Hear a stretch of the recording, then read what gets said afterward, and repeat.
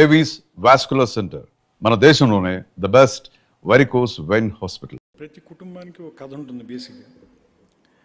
అది భోజనాల బల్లల దగ్గర, వేసవికాలం చప్టాల మీద, లేదా వనభోజనాల్లో చెట్ల కింద వాటి గురించి మాట్లాడుకుంటూ ఉంటాం. మా తాతగారు ఇలాగా, మా ముత్తాతగారు ఇలాగా, మా అమ్మమ్మ ఇలాగా, మా అత్త ఇలాగా, మా నాన్న ఇలాగా, అమ్మ ఇలాగా అని.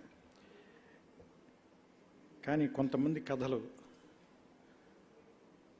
కుటుంబాలని దాటి ఆ కాలానికి అంకితమైపోతాయి. అలాంటి కథ చేంబూరి సీతారామ శాస్త్రి గారిది. అందుకని ఆయన వ్యక్తిత్వం గురించి మనం చదవాల్సిన అవసరం ఉంది. లేదంటే ఆయన సినిమా పాటల కవిగా మనందరికీ తెలుసు. ఆయన పాటలు మనం విన్నాం, వాటి గురించి చాలాసార్లు చర్చించాం, చాలామంది మాట్లాడారు. ఆయన వ్యక్తిత్వంతో మనకి పని ఏంటి అంటే కొంతమంది కథలు, కాలానికి సంబంధించిన కథలు. ఎందుకంటే కాలం వాళ్ళని ఎలా షేప్ చేసిందో, వాటి నుంచి వాళ్ళకు వచ్చిన అనుభవాల ద్వారా వాళ్ళు వాటిని ఎట్లా వ్యక్తీకరించారో, అది తర్వాత చాలా సంవత్సరాలు, చాలా తరాల పాటు వాళ్ళకి అవి గైడ్లైన్స్గా మిగిలిపోయాయో. అవి చెప్పేవాళ్ళు నాకు తెలిసి కాలం తాలూకు పంక్చువేషన్లో అక్కడక్కడ మాత్రమే వచ్చే కొన్ని మైలురాళ్ళు. అలాంటి మైలురాళ్ళు సిరివెన్నెల సీతారామ శాస్త్రి గారు కూడా ఒక ప్రత్యేకమైన మైలురాయి. అక్కడ ఆ మైలురాయి పక్కనే ఒక మంచి వేప చెట్టు ఉంటుంది.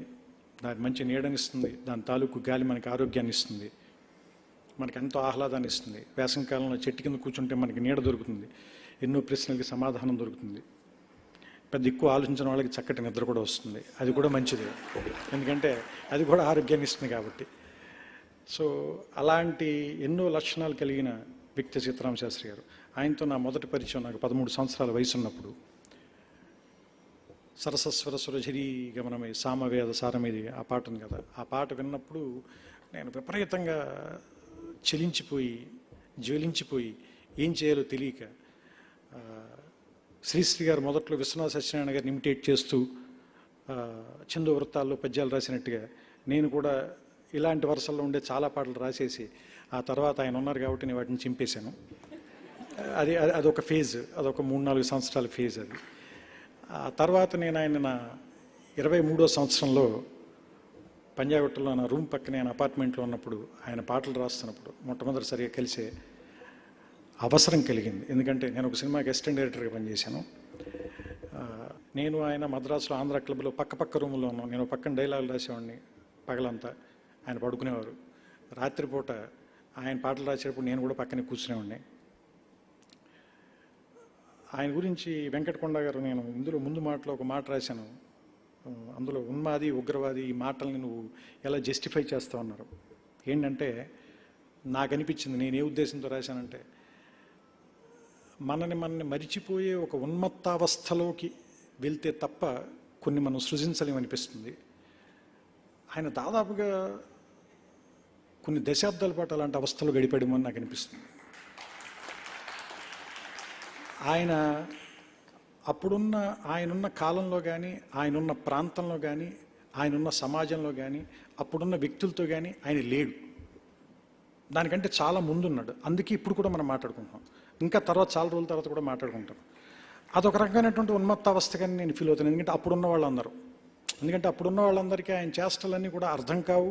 ఆయనతో బతికిన వాళ్ళందరికీ కూడా ఆయన చాలా ఎక్సెంట్రిక్గా అనిపించేటువంటి ఒక పరిస్థితి ఉంటుంది. ఉగ్రవాది అని ఎందుకంటానంటే, ఆయన్ని నిగ్గదీసి అడుగు ఈ సిగ్గులేని జనాన్ని అని తన తోటి వాళ్ళని అంతలా తిట్టగలిగే శక్తి ఎవడుకుంటుంది? ఉగ్రంగా ఉన్నవాడికి వస్తుంది. సో అలాంటి ఉగ్రవాదిగానే చూస్తాను నేను ఆయన్ని. అంత భావ తీవ్రత ఉన్నటువంటి వ్యక్తులను మనం చాలా తక్కువ సార్లు కలుస్తాం. వాళ్ళు ఎక్కువ రోజులు కూడా ఉండరు అనుకుంటాను. ఎందుకంటే వాళ్ళ తాలూకు తీవ్రత వాళ్ళని ఎంతలా కన్జ్యూమ్ చేసేస్తుందంటే దాన్ని భరించడం చాలా కష్టం. వాళ్ళకే కాదు, దాని తాలూకు రేడియేషన్ పక్కనున్న వాళ్ళని కూడా నిలకడగా ఉండనివ్వదు. ఆయన కుటుంబం అంటే నాకు కొంచెం జాలి ఉంది. ఎందుకంటే ఆయన్ని వాళ్ళు అన్నేళ్ళు భరించగలిగారు. చాలా కష్టం, అది అంత ఈజీ కాదు. ఎందుకంటే గొప్పవాళ్ళు అంటే ఇప్పుడు సూర్యుడు దూరం నుంచి చూస్తే మనకి ఎంత బాగుంటాడు. వేసవికాలం ఎంత తిట్టుకుంటాం మనం సూర్యుడిని. అదే సూర్యుడు మన ఇంట్లో ఎదరగదిలో కూర్చొని రాస్తూ ఉంటే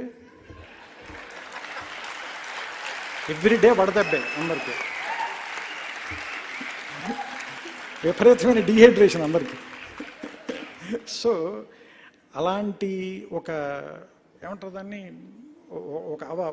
ఒక రకమైనటువంటి స్థితిలో ఉండేటువంటి మనిషి ఆయన. నేను ఆయన్ని కొంత దగ్గరగా చూడగలిగే అవకాశం నాకు చాలాసార్లు కలిగింది. నాకు ఆయనలో నచ్చిన గొప్ప లక్షణం ఏంటంటే, మనం ఎంత విభేదిస్తే ఆయన మనం అంత ప్రేమిస్తాడు. మనం ఆయన చెప్పిన దానికి ఒప్పేసుకుంటే ఆయన మన మీద ఇంట్రెస్ట్ ఉండదు ఆయనకి. ఒక్కోసారి అందుకే నచ్చినా కూడా కావాలని విభేదించేవాడు, ఎందుకంటే కాసేపు ఎక్కువసేపు మాట్లాడతాడు కదా. సో ఎందుకంటే he entertains you a lot. అది ఆయన ఆవేశం మనకు ఆనందాన్ని ఇవ్వటం ఏంటో అది ఆశ్చర్యంగా ఉంటుంది. ఇది గుణం గంగరాజు గారికి బాగా తెలుస్తుంది. ఆయన చాలా ఆవేశంగా మాట్లాడుతుంటారు, చాలా విపరీతమైనటువంటి సీరియస్గా మాట్లాడుతుంటారు. మనకి అది చాలా ఎంటర్టైనింగ్గా ఉంటుంది. గంటలు క్షణాల్లో గడిచిపోతూ ఉంటాయి. అంటే ఆయన అగరొత్తిలాగా అనిపిస్తాడు ఒక్కోసారి నాకు. అదేమో కాలిపోతూ ఉంటుంది, మనకి మంచి సువాసన ఉంటుంది. అందుకే దాన్ని తీసుకెళ్ళి పూజ గదిలో పెడతాం. సో అలాంటి వ్యక్తిమో అనిపిస్తుంది ఆయన. అండ్ చాలా వైరుధ్యాలు ఉన్న వ్యక్తి.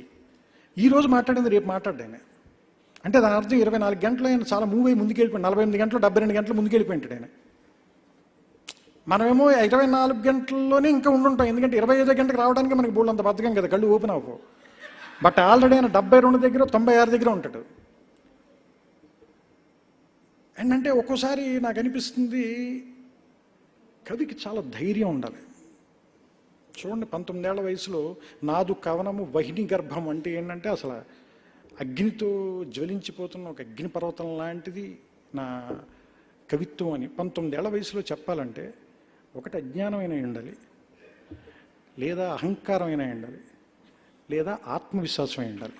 అది ఆత్మవిశ్వాసంగా మనం ఎందుకు చూడాలి అంటే, అది 19 ఏళ్ళప్పుడు చెప్తే ఆయనకి 70 ఏళ్ళ వయసు వచ్చిన తర్వాత కూడా ఇంకా మనం బాగుందనే మాట్లాడుతున్నాం కాబట్టి ఆయన 19 ఏళ్ళప్పుడు రైట్ అనమాట. అంటే మనందరికంటే 60 ఏళ్ళ ముందు చూసేసుకున్నాడు ఆయన. కాకపోతే మనకు కొంచెం అర్థం కావడానికి టైం పట్టింది. నేను ఆయన సినిమా కవికి ఎందుకు చూడంటే, చాలామందిలో సినిమా ఆయనకు ఒక వెహికల్. అంటే ఎక్కువ మందికి ఆయన చేరటానికి, ఆయన తాలూకు వాణి వినపడటానికి సినిమా అనేది ఒక మీడియం అయింది. అందుకని ఆయన దాని సినిమాని ఎప్పుడు గౌరవించాడు. ఆయన ఎప్పుడు దాన్ని చిన్న చూపు చూడలేదు. చాలా he respect cinema a lot. ఎందుకంటే ఆయన దర్శకులతో కానీ, లేదంటే నిర్మాతలతో కానీ, లేదా సంగీత దర్శకులతో కానీ, ఇప్పుడు తమన్ అంటే దాదాపుగా ఆయనకి 2వ కొడుకు కంటే చిన్న వయసు ఉన్నవాడు దాదాపుగా. అలాంటి వాళ్ళతో కూడా ఆయన వాళ్ళని కూడా కన్విన్స్ చేయడానికి ఆయన తాపత్రయపడటం అంటే ఏంటంటే, వాళ్ళకి ఆయన ఇచ్చే వాల్యూ, వాళ్ళని కూర్చోబెట్టేటువంటి సీట్ చాలా రెస్పెక్టబుల్ సీట్లో కూర్చోబెట్టి వాళ్ళతో ఆయన వాదిస్తాడు. అంటే ఒక మనిషి మనతో వాదిస్తున్నాడంటే మనకి వాల్యూ ఇస్తున్నట్టుగా. మనకి వాల్యూ ఇవ్వకపోతే మనం ఏం చెప్పినా ఎక్స్ట్రాడినరీ అండి, టెరిఫిక్ అని వెళ్ళిపోతే బెటర్ కదా, హ్యాపీ కదా. ఆయన లోపలికి వెళ్ళి భోజనం చేసి పడుకోవచ్చు, మనమేమో అది నిజమేమో అనుకుని అజ్ఞానంలో మనం సర్వనాశనం అయిపోవచ్చు. కానీ అలా కాకుండా ఆయన మన కరెక్ట్ చేయాలని ఆయన తాపత్రయపడడం, మనతో విభేదించటం, ఆ విభేదించటంలో ఆయన మనిషిని ప్రేమించటం, వాళ్ళను వదలకపోవటం. అందుకని ఆయనతో దెబ్బలాడిన వాళ్ళందరూ ఈరోజు ఇక్కడ ఉన్నారు, ఇంకా ఎక్కడెక్కడో ఉన్నారు. దీన్ని చూస్తూ ఉంటారు, ఆయన పాటలు వింటూ ఉంటారు. సో అంటే అలాంటి ఒక స్థితిలో ఒక మనిషి జీవితం అంతా గడపడం అంటే ఆ వ్యక్తికి పిచ్చైనా ఉండాలి, గొప్పతనమైనా ఉండాలి. ఏదనేది మనం చెప్పక్కర్లేదుగా, రెండోది అని మనందరికీ ఆయన ప్రూవ్ చేశాడు కాబట్టి. అండ్ నాకు అంటే ఆయన గురించి నాకు ఆలోచించినప్పుడు చాలా విషయాలు వస్తాయి. ఎందుకంటే శివదర్పణం ఒక పుస్తకం రాశాడు ఆయన. నేను ఒక లైన్ దగ్గర ఆ పుస్తకం చదివితే ఆగిపోయిన లైన్ దగ్గర పుస్తకం పక్కన పెట్టేసా. ఏంటంటే శివుణ్ణి అంటాడు, నిన్ను కాదని నాకు పరమార్థం ఇది, పోని ఓకే ఒప్పుకుంటాం, కరెక్టే, శివుడు లేకపోతే మనకు పరమార్థం. నన్ను కాదని నీకు పరివారం ఏది అంటాడు. నేను ఒకటి నీకు గుడి తలుపు తెరవాలయా బాబు, నెత్తి మీద నువ్వు చెమ్ము నీళ్లు పోయాలి, నేను హారతి ఇవ్వాలి నీకు, నేను గంట కొట్టి నువ్వు లేచావు ఊళ్ళో వాళ్ళందరికీ చెప్పాలి, నేను లేకపోతే నీకు పరమార్థం ఏంటి, ప్రసాదం ఎవడు పెడతాడు. సో అంటే ఆయన అప్రోచ్ చాలా వెరీ మోడర్న్ అప్రోచ్. అందుకనే నేను ఆయన ఆధునికుడు అంటాను, సంప్రదాయవాది అంటాను. ఆ రెండింటి తాలూకు మిక్స్చర్ ఆయన. అండ్ ఆయన తాలూకు అహంకారం కూడా ధిషణాహంకారం, జ్ఞానం వల్ల వచ్చిన అహంకారం, అది భలే సొగసుగా ఉంటుంది. కవికి అహంకారం ఉంటే ఆ మజానే వేరు.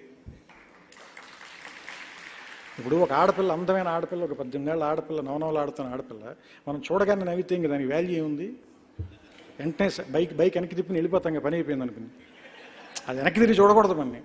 అప్పుడే కదా అది ఎక్కడికి వెళ్తే అక్కడికి వెళ్ళి సాయంత్రం దాకా తిరిగి తిరిగి తిరిగి తిరిగి తిరిగి అది వెనక్కి తిరిగి మనం చూసి నవ్వినప్పుడు మన జన్మ ధన్యమైంది అనిపిస్తుంది కదా. సీతారామ శాస్త్రి గారు కూడా అలాంటి వాడు. అందుకని కవికి అహంకారం ఉంటే ఆ అందమే వేరు. సో అలాంటి అహంకారం ఉన్న కవి. ఆయనకి అహంకారం కూడా ఒక అలంకారం నిజంగా చెప్పాలంటే.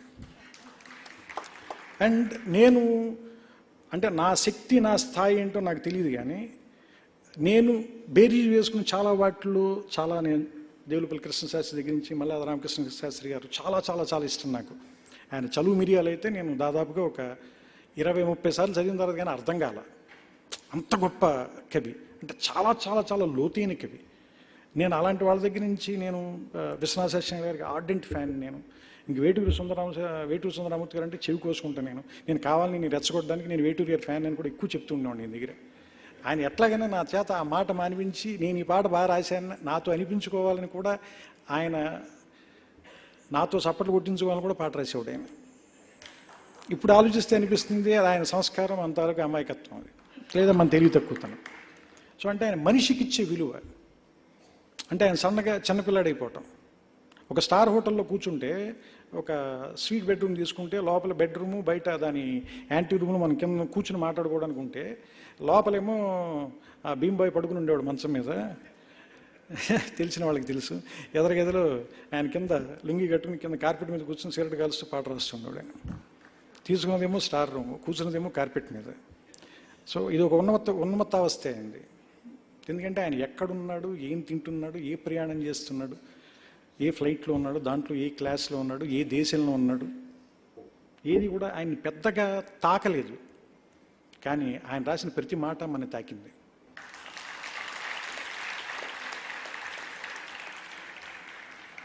ఆయన జేబులోంచి డబ్బులు ఇలా తీయడం ఇలా పడేయడం చూసేవాడు నేను ఇప్పుడు. ఏంటో గుప్పిలతో తీసి పడేసేవాడు.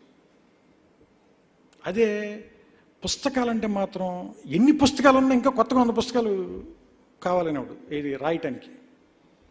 ఇంకా ఎప్పుడు పుస్తకాలు చాలా ఉండేవి లోపల పుస్తకాలు, అది వాళ్ళందరికీ తెలుసు.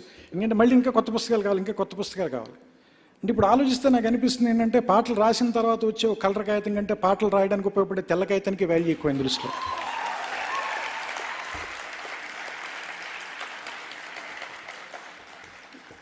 సో ఇలాంటి వ్యక్తులతో వాళ్ళు ప్రయాణం చేసేటప్పుడు వాళ్ళతో పాటు కలిసి ప్రయాణం చేయటం అనేటువంటిది చాలా చాలా గొప్ప అవకాశంగాను, గొప్ప అదృష్టంగాను భావిస్తాను నేను. ఈ పుస్తకంలో ఇంతకంటే ముందు నేను ఆయనతో మాట్లాడినప్పుడు కూడా ఆయనకి చాలా భయాలు, విపరీతమైన భయాలు. కుటుంబ సభ్యులను కోల్పోతామేమో, వాళ్ళు దూరం అయిపోతారేమో, స్నేహితులు దూరం అయిపోతారేమో, వాళ్ళని ఎట్లా ఇప్పుడు దగ్గరగానే ఎలా ఉండాలని ఆయనకి, అంటే ఆస్తులు అవి ఇవి కోల్పోవడం కంటే కూడా విపరీతంగా మనుషులను కోల్పోతామని భయం విపరీతంగా ఉండేది. అది శ్రీరామ్ గారు కూడా నాతో చాలాసార్లు చెప్పారు, ఆయన పుస్తకంలో కూడా ప్రస్తావించారు. ఆయన భయాన్ని గెలవాలి గెలవాలి గెలవాలి అనుకుంటూనే ఉన్నాడు ఆయన జీవితాంతం.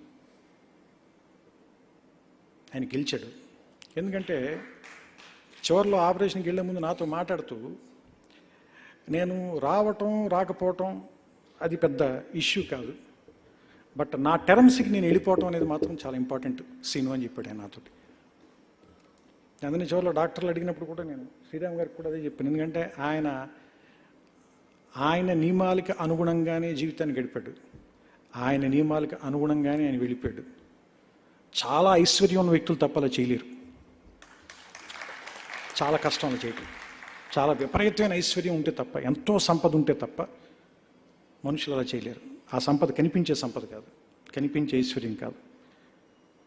అలాంటి సంపద ఐశ్వర్యం ఉన్నాడు. ఇప్పుడు మనందరి మనసుల్లోనూ ఆయన గురించి చర్చుకోగానే, ఇందాక ఆయన చూడగానే కళ్ళల్లో ఒక కన్నీటి చుక్క వచ్చింది కదా, అలాంటి ప్రతి చుక్క, ఆయన పాట విన్నప్పుడు మన పెదాల మీద వచ్చిన ప్రతి నవ్వు ఆయనకి మనం ఇచ్చే ఒక పుష్పమే. అందుకని మన హృదయంలో ఆయన ఎప్పటికీ చిరంజీవిగానే ఉంటాడు. ఇందాక వెంకట గారు చెప్పినట్టు ఆ మాట మనం అనుకోవాల్సిన అవసరం లేదు. ఎందుకంటే ఆయనకి ఆ రణమే తప్ప మరణం అంటే తెలియదు. నమస్కారం.